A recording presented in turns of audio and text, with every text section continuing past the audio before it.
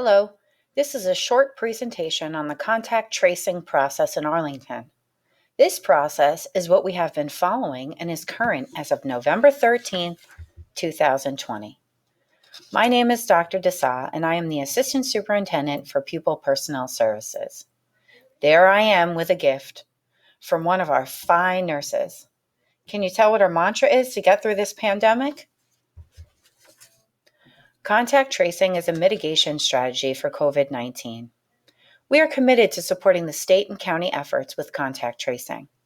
We work very closely with the Dutchess County Department of Behavioral and Community Health to identify contacts of positive cases. We rely heavily on their guidance in our decision-making.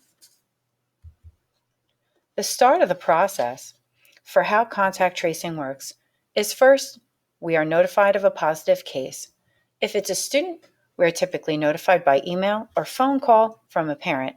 If it's an employee, typically they call us directly. From there, we start the fact-finding process with the name and date of birth of the positive contact, parental information if it's a student. And here are the three most important questions we need to ask of all of our positive cases. The first question is, when did you test positive? The second question is, when did you become symptomatic? And the third question is, when were you last in school?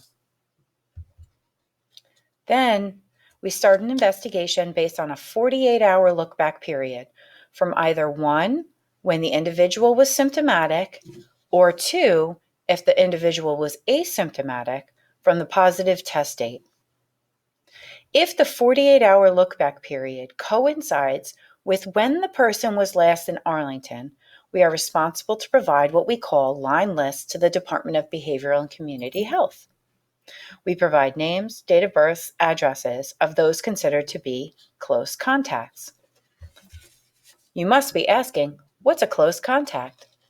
It's defined by CDC guidelines as an exposure to a positive case. Typically, anyone within 6 feet of someone who has COVID-19 for a total of 15 minutes or more is considered a contact. Anyone else who lives in the household is considered a contact, and there are several other scenarios where individuals may be considered a close contact.